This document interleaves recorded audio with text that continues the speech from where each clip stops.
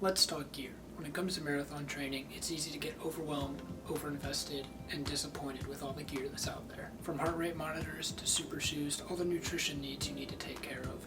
What do I use in my day-to-day, and what is the best value for every runner out there? What are the things I think are most important to my success, as well as general success in the sport? I have a list of 10 items I use almost every day, and my thoughts on every item in that list. It all starts with a pair of shoes to train in.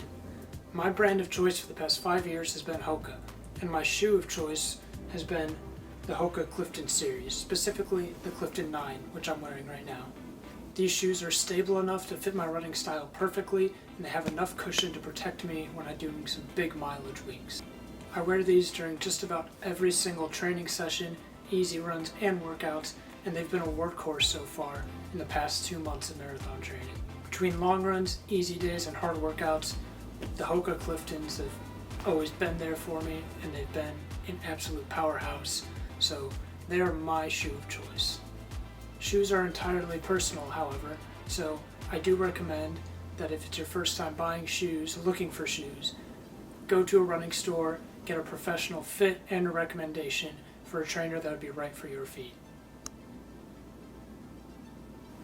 Now, alongside my Clifton trainers, I've also been fortunate enough to get my hands on a pair of the Hoka Carbon X shoes. I wear these in my hard workouts, and I will be wearing them on race day. These feature a lighter body as well as a carbon plate down the middle to help you be more responsive off the ground. Super shoes aren't necessary at all if you're training for a big race like I am. I was fortunate enough to get my hands on a pair, so I'm going to be trying them out and using them while I can. Shoes like this do tend to wear out faster than the typical trainer, such as the Clifton 9. So, while in a typical everyday trainer you may get 400 or 500 miles out of them, with a shoe like this you're more around the 100 to 200 mile mark. So I use these sparingly on workout days to get my feet used to them, and I'll be wearing them on race day as well. After you get a pair of shoes, every runner is going to want to invest in a good running watch. There are so many options out there, but I have always chosen Garmin, and right now I'm using the Garmin Venue watch. When it comes down to it, all you really need is some sort of device to track your distance, your time, and maybe your heart rate if you're interested in that. The Venue provides all of this and more, giving me insights on sleep, blood oxygen percentage, and many other things that you can see within the Garmin Connect app. I have always used and loved Garmin watches as there are so many options and features to choose from, but there are other options out there if you don't want to invest fully in a GPS watch. For example, you can use an app like Strava or the Nike Run Club app, and you can track distance, time, and pace through that and have it uploaded automatically to your social media sites. One of the big reasons I like using the Garmin is because of the sleep insights it gives me.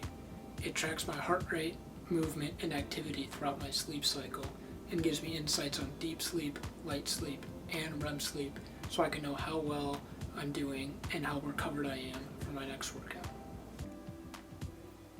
Once you have a pair of trainers and a good watch, the next logical step is to find clothes to run in. Most people will typically just start with whatever they have in their closet, and that's how I started out as well. Once you really get into the sport, however, you're going to want to invest in some quality clothes to train in, and trust me, it's worth the money. A good pair of socks is absolutely worth an investment in those hot summer days or those extremely cold winter nights. I use Features socks, and I have ever since high school. They have never let me down through all sorts of conditions and training sessions. Runners are also notorious for having seriously short shorts. Now, you don't need to go out and buy a bunch of 3-inch inseam shorts, and neither did I. But once you change from 9-inch basketball shorts to a more tight-fitting, shorter running short, it's going to make a world of a difference, and you might never go back. Let's talk nutrition. I always like to have a couple of key nutrition items laying around that I can use during my training. The first is an endurance carbohydrate formula powder that I can put in my water. Second, just a normal electrolyte tab that I can slip in a water bottle at any point. And lastly, I like to have these carbohydrate gels for in the middle of my long runs, anything over 90 minutes. My endurance formula of choice is the Bare Performance Nutrition G1M Sport, specifically the lemon lime flavor. Now, it's 80 calories, 20 grams of carbohydrates per serving, 350 milligrams of sodium, full electrolyte profile. It doesn't get much better than that. It's trusted, it's high quality, and I can use it before, during, and after any of my workouts. For the times that I just want electrolytes, I use Noon electrolyte tablets. These are easy when I'm on the go. I can throw it in a backpack or a gym bag, and I can just pop it into my water bottle and have my full hydration electrolyte profile right there. Lastly, in terms of gels, for my long runs, I use the GU endurance gels. Now I have two different types. We have the basic, which is just your normal gel. This is tri-berry flavor, which has 100 calories, 23 grams of carbohydrates, 450 milligrams amino acids, sodium, and caffeine. So these are general purpose, good to have on me for a long run. I also have the GU liquid energy gel, which is the same exact nutrition facts, no caffeine, and in a liquid format instead of more of a gel, so it's easier to get down and easier on your stomach. I'll take a couple of these with me on any of my long runs, anything over 90 minutes. I'll use one every 5 miles or so just to keep me going. I love a good pair of sunglasses. Now during these summer months, most of my runs are done in the early morning when the sun isn't out yet, and so I don't need them. But for those few days when I am working out in the middle of the day, I have this pair of Nike sunglasses that I bought. These are sleek, polarized, and they have a rubberized nose bridge so that I don't get bothered at all if I'm wearing them and working out hard. I don't always use sunglasses, but even for the small percentage of time that I would want them, it's indispensable to have them around for when I need them. Finally, let's talk strength training and recovery. This is something that's often overlooked by many runners just getting into the sport, but it's just as important as any of your hard training days or easy runs. Now the first investment I would say for recovery is to get a good foam roller. Now some people like foam rolling, some people don't, some say it works, some say it doesn't.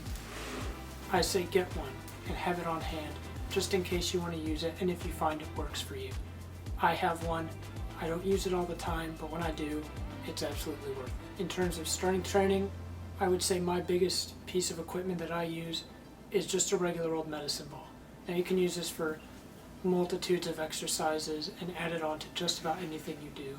Once you get your strength training down to a system, adding some weight is incredibly easy if you have a medicine ball like this.